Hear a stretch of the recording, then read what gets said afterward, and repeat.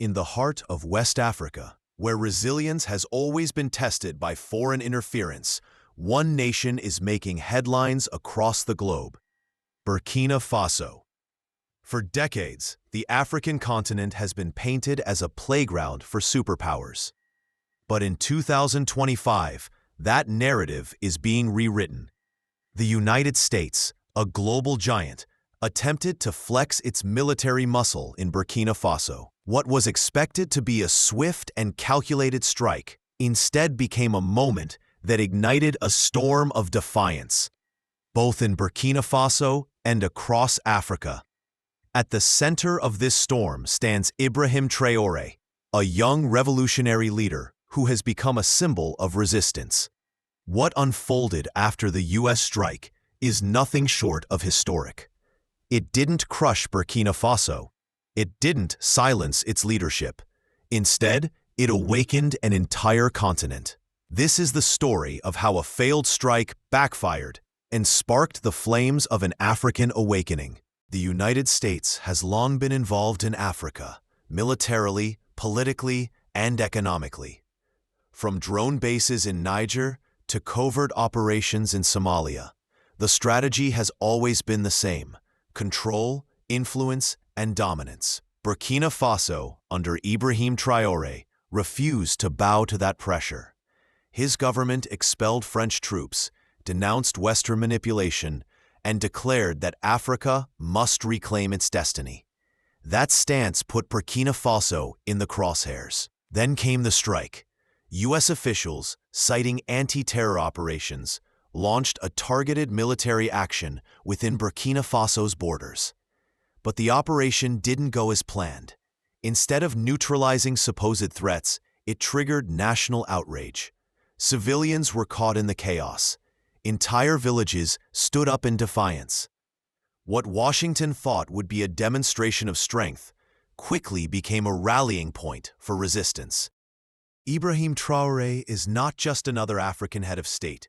At only 36 years old, he became the world's youngest leader after taking power in 2022. To many, he symbolizes Africa's new generation, one that refuses to bow to neo-colonial powers. When news of the U.S. strike broke, Traoré did not hide. He addressed the nation with fiery words that echoed across the continent. "They may strike our land, but they cannot strike our spirit. Burkina Faso will not kneel before empires. Africa is awakening." His speech went viral. From Mali to Ghana, from Senegal to South Africa, people shared his words on social media. For the first time in decades, Africans felt that one of their leaders was speaking not just for a country, but for the continent itself. Stronger. Think tanks warned. Every move against Traoré increases his popularity. The more we attack, the more Africa rallies against us. The U.S. had underestimated one thing: the hunger for dignity. Africans had grown tired of being seen as pawns on the global chessboard. Traoré's defiance had tapped into that hunger. But the strike didn't just spark military and political consequences. It ignited an information war. Western media painted the operation as a success, claiming it targeted terrorist hideouts. Yet, African journalists, eyewitnesses, and independent outlets told another story: civilian casualties, resistance movements, and growing anger toward foreign powers. Social media became the battleground. Hashtags like Africa Awakens and Stand with Burkina trended worldwide. Millions of Africans posted messages of solidarity.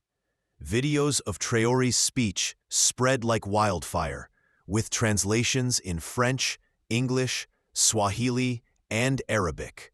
For the first time, Africa wasn't waiting for Western media to tell its story. It was telling its own.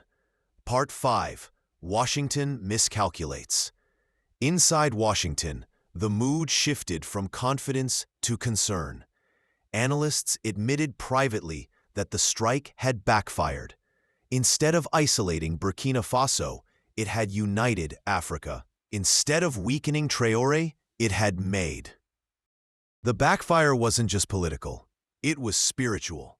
Africans across the continent began invoking the memory of Thomas Sankara, Burkina Faso's legendary revolutionary leader, assassinated in 1987. Sankara had once declared, "He who feeds you controls you." Now, Traoré was echoing those same sentiments, calling for Africa to control its own resources, reject foreign exploitation, and build its future on self-reliance. That say the U.S. strike, meant to intimidate, had instead resurrected Sankara's dream. And this time, it wasn't one man's vision. It was a continental movement. The world took notice. Russia and China quickly voiced support for Burkina Faso, framing the strike as another example of Western aggression.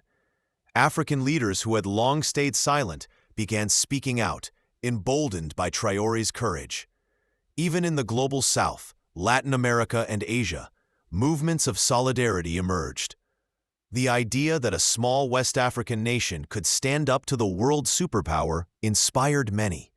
Meanwhile, the U.S. faced a credibility crisis. Allies questioned its strategy. Critics asked, if the goal was stability, why has the region become more volatile? The strike had not only backfired, it had reshaped global perception. Perhaps the most profound effect was on Africa's youth. 70% of the population under the age of 30, the future of the continent lies in their hands. For years, many had felt disillusioned, disconnected from politics, but Traoré's resistance, combined with the failed strike, lit a fire in them. Young Africans began forming Pan-African student groups. Musicians wrote songs about liberation. Artists painted murals of Traoré and Sankara, side by side. The awakening wasn't just political. It was cultural. A new narrative was being written, Africa not as a victim, but as a rising force. The failure of the strike forced a choice upon Africa. Would it retreat into fear, or would it rise into unity?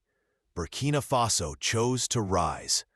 Traoré announced new policies, nationalizing key industries, expelling foreign corporations that exploited resources, investing in African-led infrastructure and defense. Mali and Niger joined him. Soon, other nations began to express interest in joining this new movement. It was no longer just about Burkina Faso. It was about Africa reclaiming its destiny. The U.S. strike, in the end, became a symbol. It symbolized the arrogance of empires, the resilience of nations, and the power of a people united. What was meant to break Burkina Faso instead broke the illusion of Western invincibility. What was meant to silence Traoré instead amplified his voice. And what was meant to scare Africa into submission instead awakened it from decades of slumber. The story of Burkina Faso is not just the story of one nation. It is the story of a continent shaking off its chains. The U.S. strike will be remembered, not for its military might, but for its political failure. It will be remembered as the spark that ignited a new fire across Africa. That say black and Ibrahim Traoré will be remembered as the leader who took that moment of crisis and turned it into a call for awakening. Africa has spoken. Its voice can no longer be silenced. And as the world watches, a new chapter begins, not of submission, but of sovereignty. If this story moved you, if you believe Africa deserves its voice, and if you want to see more untold truths of history revealed, don't just watch, join the movement. Subscribe now and be part of this awakening.